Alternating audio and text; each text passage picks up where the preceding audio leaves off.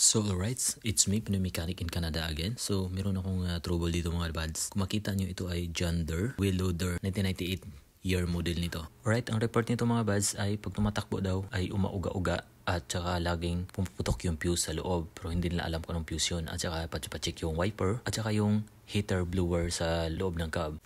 At ito nga yung nakita ko, stock up tong part ng wiper at saka itong blower motor ay hindi na gumagana. So matik na yan, palit ng bago. Next kong gawin ay itong fuse na laging pumuputok daw pagpalitan nila. So tingnan natin kung anong fuse to. So bali dito, napansin ko ay wala na tong fuse description dito. Wala na yung label ng fuse. So kaya nag-download ako ng fuse description nito. At sabi nila ay nasa left side row daw, pang tatlo sa taas. So tinignan ko dito sa fuse description. Ang nakalagay dito ay ride control. So tingnan natin tong fuse. So dito tinignan ko yung fuse na number 3 sa left side. So yun nga, kung makita natin, putol nga siya. So ito 7.5 or 5 amps ang nakalagay dito mga buds. So dito sa description, ride control 7.5 amps. So subukan natin palitan ng bagong fuse. So ito meron akong fuse dito na 7.5 amps. So ipalit natin yan at observe natin kung puputok yung fuse habang naka-on yung ignition key natin.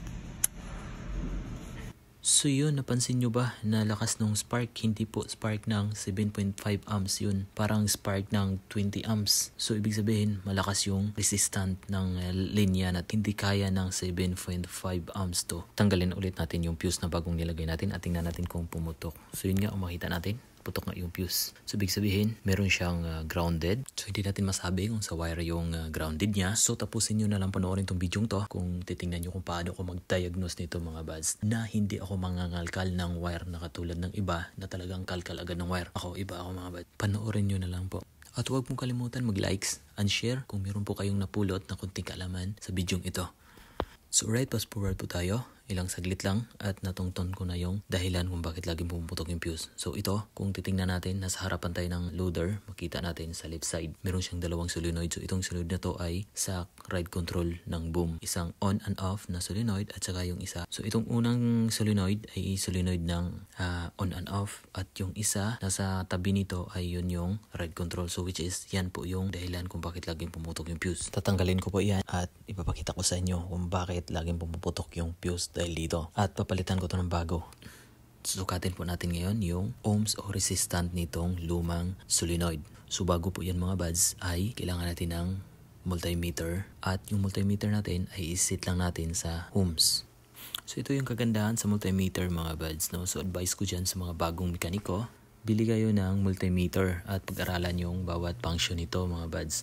At huwag kayong bibili ng kagaya sa akin kasi medyo may kamahalan to dahil hindi pa naman kayo bihasa na gumamit ng multimeter. So yung mumurahin lang muna gagamitin nyo at pagpraktisan nyo mga buds. So ganito lang po magsukat mga buds, panoorin nyo na itong ginawa ko dito. So ngayon titingnan natin kung ilan yung ohms o resistance ng lumang solenoid na ito. So mapansin nyo 1.8 ohms yun reading niya. So masyadong mababa siya mga buds.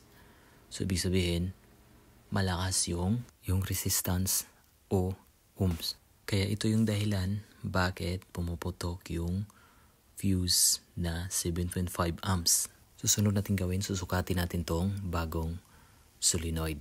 So titingnan natin yung reading ng resistance o yung ohms. Tingnan natin kung ilan yung reading.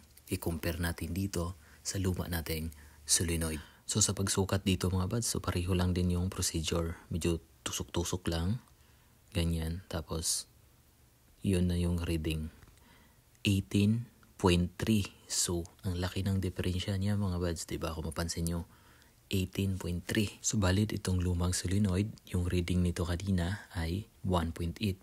So, masyadong mababa siya mga buds. So, ganito yung basihan dito mga buds. No? Once nabababa yung reading ng resistance o ohms, ibig sabihin nun, tumataas yung reading o value ng amperahe na dumadaloy sa linya. Kaya yan yung dahilan bakit pumuputok yung fuse. So right mga buds, install ko na itong bago para matesting na. Ayos mga buds dahil nahuli natin yung trouble na hindi tayo nangangalkal ng wire. So ganyan lang mga buds mag-troubleshoot na hindi ka mangalkal ng wire. Kung meron po kayong komento or katanungan, comment down below lang mga buds. Sa pag-install pala nito mga buds, no, meron tong nakalagay na specification sa higpit nito. So dito ang nakalagay niya ay 5 to 8 Newton meter at 4 to 6 foot-pounds. So gagamit tayo dito ng torque wrench para tama yung paghigpit natin sa solenoid body para hindi siya masira. Sa paghigpit po nito, dandahan lang po hanggat makuha natin yung tamang torque nito.